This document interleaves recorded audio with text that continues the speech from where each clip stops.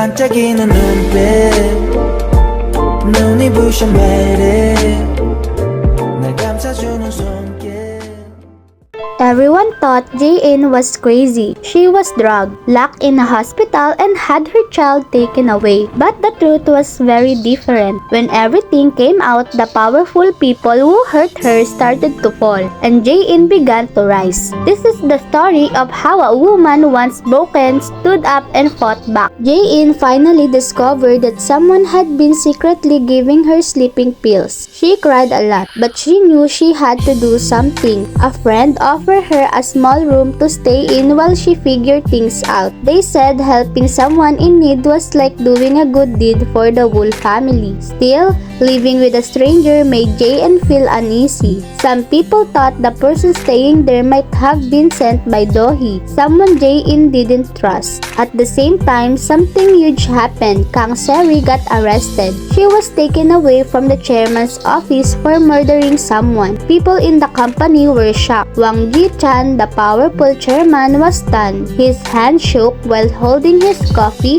and the people around him quietly disappeared. News about the arrest spread everywhere: TV, social media, websites. Everyone was talking about it. People started asking how someone like Seri got into such a high position. The company's reputation crashed. Stock prices dropped. Investors were angry and started calling non-stop. Gi Chan released a public apology, but no one believed him. The media and the public started wondering if he was hiding something. Some people inside the company said they had seen documents signed by both Gi Chan and Seri. It looked like he was part of the whole mess. During the police questioning, Seri said she wasn't the only one involved. She didn't name names, but she made it clear that someone else gave her orders. The media guessed it was Gi Chan. More and more people began losing trust in the chairman. Employees, shareholders, and even close allies started turning against him. It was like watching a powerful man slowly lose everything. Then, someone named Jung Yoon-hee leaked emails,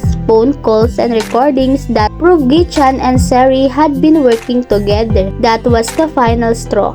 Jae In saw her chance. She filed a lawsuit and shared how she had been forced into a hospital, drugged, and had her right as a mother taken away. More employees spoke out. One person said they always knew something was wrong but had been too scared to speak before. Now they couldn't stay quiet any longer. Gi Chan was left alone. Even his assistant stopped treating him the same way. Sitting alone in his office, he remembered how powerful he used to be. Now the news was calling it the biggest corporate scandal ever. He tried one last trick, planning to stay chairman for another term, but no one believed in him anymore. People like Min Joo, Jung Yoon-hee, and Jae In had built a strong case. Seri even gave the police a USB drive with a document showing Gi Chan had approved everything. That was it. He was done. Jae In, once seen as weak, was now seen as brave. Her doctor Do-yeon helped gather proof that she had been wrongfully treated. Yoon-hee arranged a press conference and brought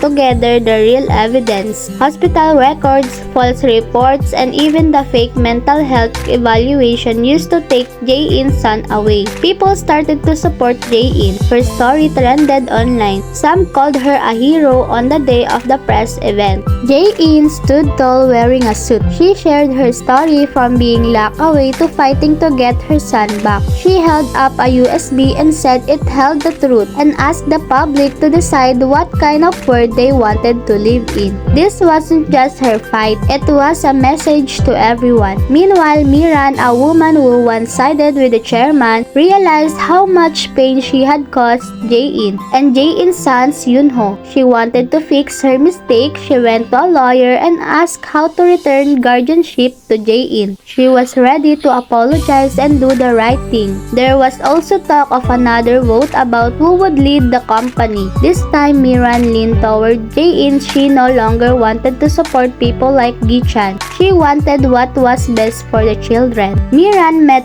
Jae In held her hand and said sorry. She promised Jae In would never be alone again. Jae In felt stronger after that. Yunho stayed close to his mom. Even though he was just a child, he gave her the strength to keep going. He told her something strange, that Aunt Seri once switched her medicine in secret without his dad knowing. That small detail gave Jae In a big clue, and that clue might be what finally brings all the truth into the light.